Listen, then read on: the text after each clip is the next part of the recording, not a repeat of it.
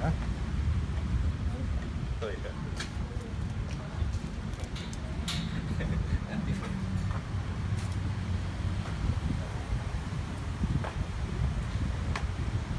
Berapa?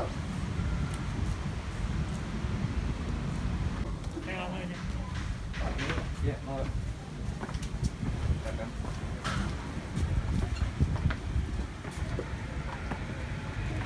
Monggo.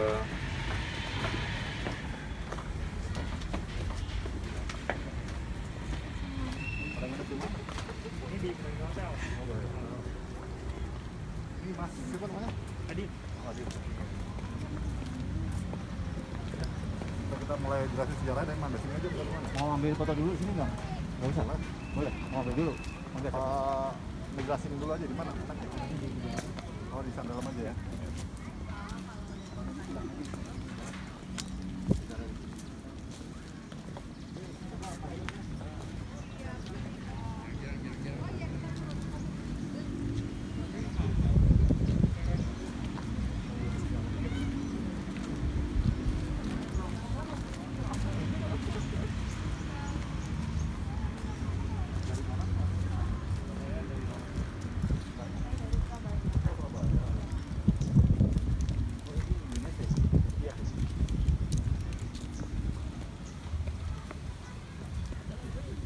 Wah.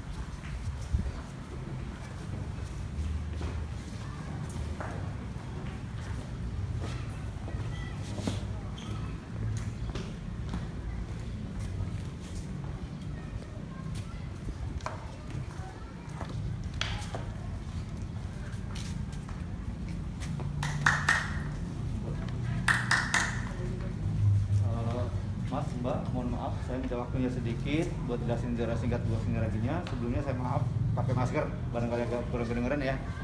Ya, sebelumnya sekali lagi saya ucapin terima kasih ada datangannya di Taman Sari Gua Sunyaragi. Bismillahirrahmanirrahim. Assalamualaikum warahmatullahi wabarakatuh. Ya, selamat sore semuanya. Nah, ini kenapa disebut Taman Sari Gua Sunyaragi atau Taman Air Gua Sunyaragi. Jadi, Taman Air Gua Sunyaragi ini sebenarnya taman air.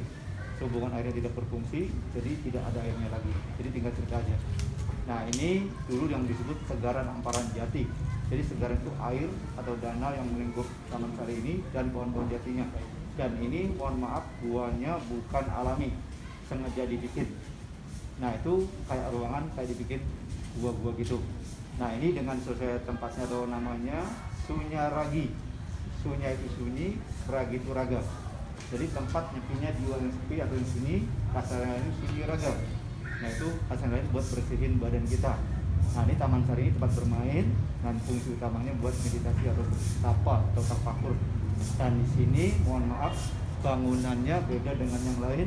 Nah, ini bangunannya hampir 75% ini karang laut yang diambil bukan dari pantai utara atau pantai Cirebon.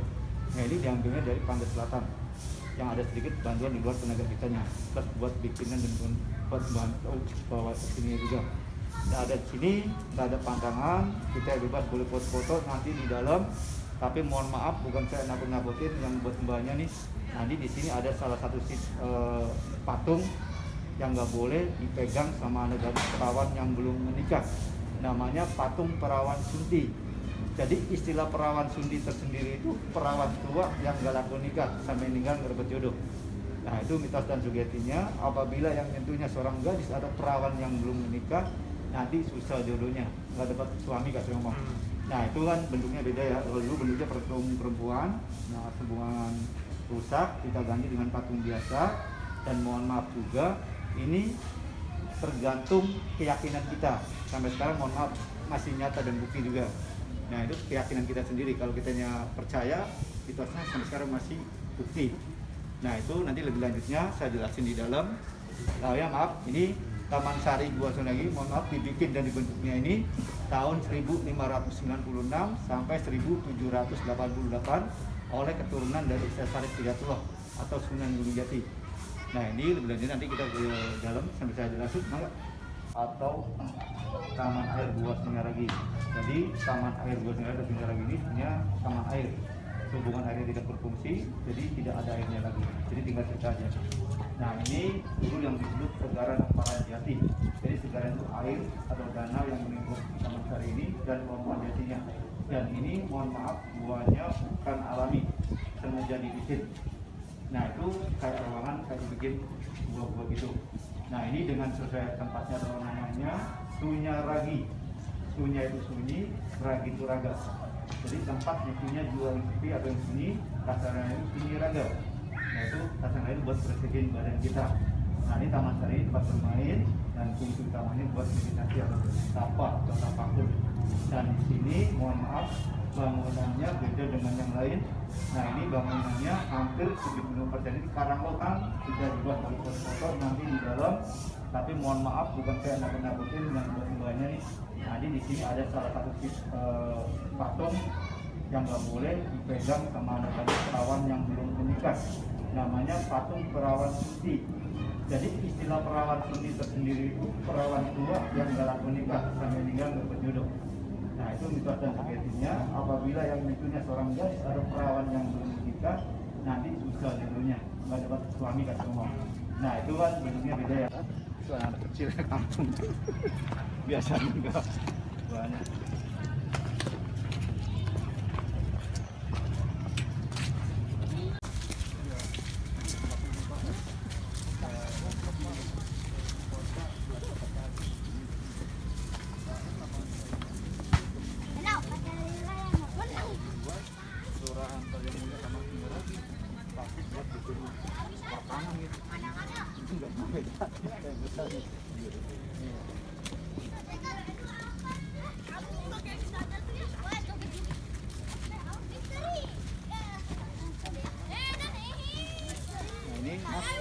Ini pintu masuk itu ya, namanya pintu borotan. Ini konstruksi bangunan atau kultural ininya ada hubungan Cina dan kitanya ya. Ini pintunya kayak bentuk wapel tuh apa itu? Nah ini kayunya kayak jati ya. Nah ini kalau kita pakai daun jati, kita pakai daun jati lagi. Tapi bukan yang asli dulunya, tapi bentuk dan ininya masih asli kayak dulu. Nah, ini karang-karangnya sebenarnya yang full nanti kita bisa lihat. Selamat datang di Singaragi. Selamat wisata.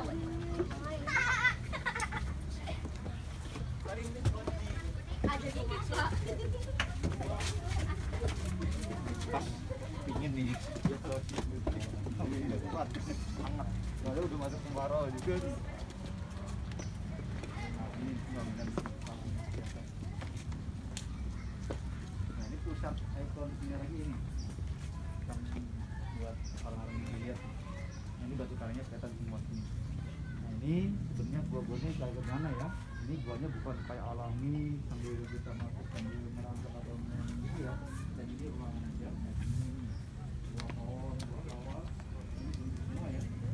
Ini bisa masak, itu bisa belajar di mana-mana ya. Jadi buah kawal itu istilahnya dapur, tapi bukan buat masak, tapi buat simpan makanan yang udah tersaji dan terbawa dari keraton. Nah ini buah lawa, kalau istilah lawa itu kelawar ya. Nah ini fungsinya bukan tempatnya kelawar. Nah ini sebenarnya tempatnya sambil nungguin prajurit yang latihan perang di depan lapangan ya. Nah itu tempatnya itu dia lapangannya. Nah ini buah petang nih ya, ikannya ya. Petang itu bahasa Jawa yang artinya itu gelap ya. Itu fungsinya buat kampanye prajurit untuk melatih ilmu kekebalan tubuh. Nah itu bisa masuk kalau kita masuk ya, bukan buat masak tapi buat nyimpan makanan yang udah tersaji dan terbawa dari keraton. Nah ini buah lawa, kalau istilah lawa itu kelawar ya. Nah ini fungsinya bukan tempatnya kelawar. Nah ini kita tebang, Ini flowering dibuka juga. Nah, ini buntu. Nah, ini bukan makam ya, di sini nggak ada makam. Nah, ini namanya mandebling. Kalau daerah sana onde mande ibu ya. Kalau ini bukan istilahnya ibu, jadi ini mandebling itu tempat atau tempat duduk atau balai yang terbuat dari marmer, atasnya belingnya itu keramik atau porsen yang ditempel sampingnya. Kenapa disebut beling? Karena saking mengkilapnya kayak kaca, suka dilap dulu ya. Nah, ini fungsinya buat sultan apabila kunjungan sini sambil ngasih wejangan pada keturunannya, sambil nungguin prajurit yang latihan perang di depan lapangan. Ya, nah itu depannya itu sebenarnya lapangannya. Nah, ini buah petang nih ya, ikannya ya. Petang itu bahasa Jawa yang artinya itu gelap. Ya, itu fungsinya buat pertapanya prajurit. Jadi kurang dari mana anaknya siapa, jadi harus benar-benar jelas itu. Nah, ini mau diambil foto barangkali? Untuk mangga ya, barangkali nanti bisa terusin nanti. Ngambil foto aja ekornya ini. Udah nggak pakai itu. Harus tadi jangan pakai kaki. Ya. Kemungkinan kita nggak bisa masukkan ke dalamnya ya. Coba kalau pelan-pelan sih banyak.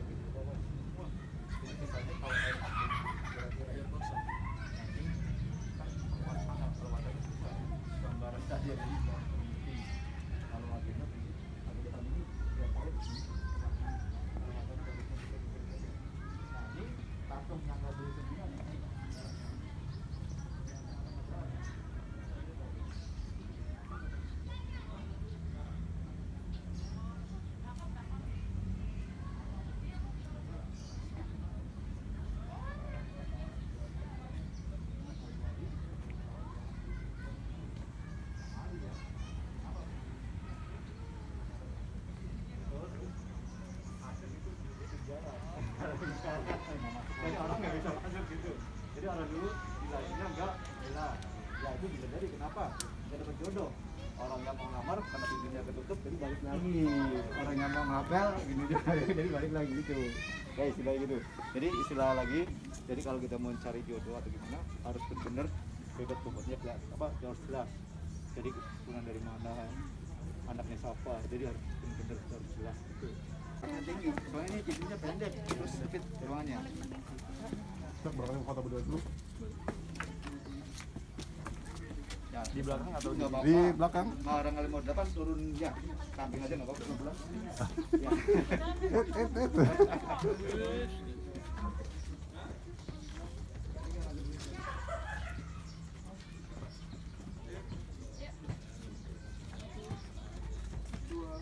Lihat tenggangannya.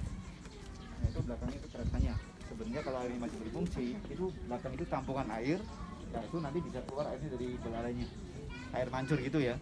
Nah ini kalau airnya berfungsi nih, pintu ini tutup dengan air. Jadi dari atas airnya turun gitu. Tutup pintunya itu orang yang juga di bawah sini tutup.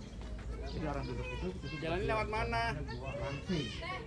Lantai itu istilahnya bahasa Cina kuno yang artinya tirai, atau hordeng yang terbuat dari air. Jadi air dari atas turun, jadi terbentuk kayak hordeng atau tirai. Jadi orang yang duduk itu ditutup dengan air tadi. Nah ini kalau masih berfungsi, kalau masih kita lihat ada airnya, musim hujan dong, ini penuh air nih. Dekat ada airnya gitu. Ini mau izin maksudnya apa masuk apa? Masuk? Boleh. Pelan-pelan aja bisa kok. Ini nggak panjang, paling 6 meter 7 meter.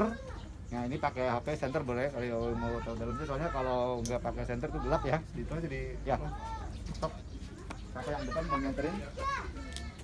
Nah, bola lampu apa? Situasinya jadi udah adaptasi ya. Nah ini nanti dalamnya mungkin ada ini ada juga ini berarti proteksi ini mana dia yang untuk kalau tidak orang luar kalau ada harus keluar.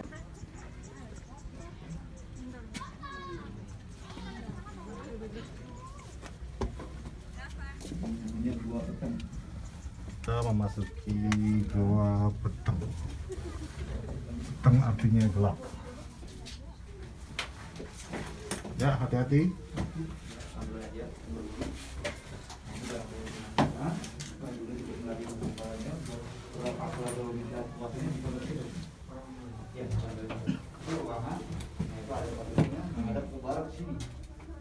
Nah, itu satu badan lepas loh, banget ya. Nah, ini bisa lihat sini. Nah, ini orang yang di dalamnya supaya nggak panas, nggak ngap. Ini ada sirkulasi udara dan pengaturan air ya. Jadi air dari sini, kemudian membagian ke bawah sini, sampai ke bawah. Jadi begini hasil bawahnya terbaru dengan angin dan air. Jadi orang di dalam itu merasa bisa dingin nggak panas. Ya gitu. Jadi nggak ngap. Nah ini udah berusaha 100% ya, udah direnovasi, lebih cepat jadi supaya nggak turun. Nah ini juga kita dari sini pelan-pelan ya. Awas mahkotanya.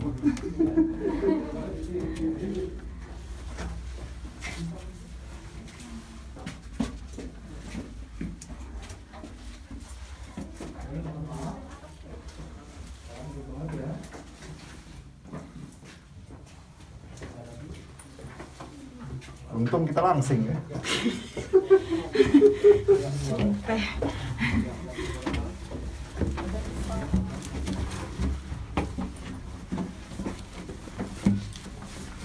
Sampai juga.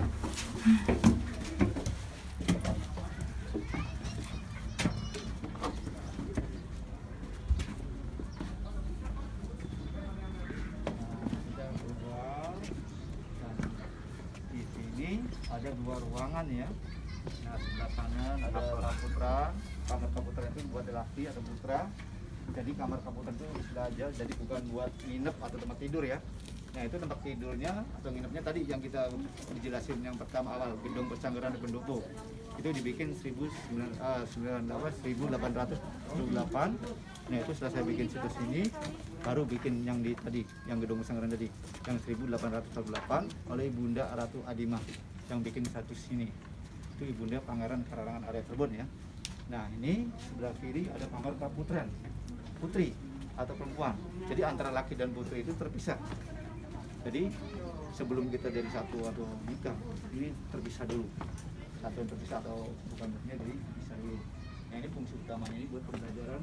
Jadi buat kayak belajar kayak kelas ya, kalau ngomong itu belajar kayak keagamaan dan lain-lainnya di sini. Nah ini kenapa ada pendindingnya tadi buat penghalang gitu sehingga ngeliatin nembus ngapain di dalamnya ya. Itu luas juga, di dalamnya ada tempat balai-balainya. Nah ini barang penasaran bisa lihat kok. Kalau laki agak ngeblong ya, nggak tertutup kayak kamar Kaputren. Nah, ini saluran air yang dijorobin buat ngisi dari gua batu bawahnya. Ini ya. Ini luas kok.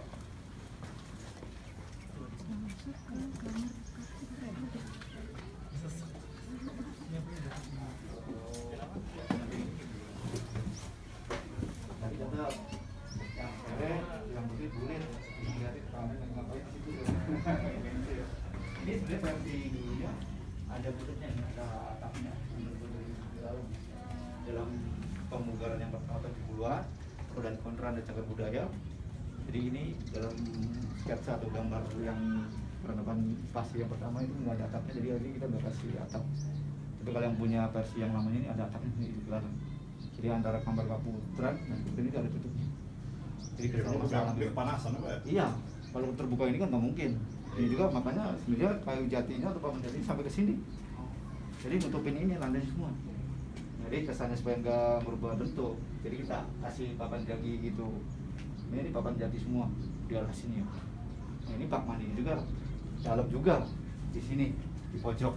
Jadi ngebayanginnya kalau Ya. putri zaman dulu ya begini Ya, gitu kan. Jadi mau nengok. Boleh. Ini kalau jadi kayak bisa, kadang nggak diam. Bendeng gitu lah.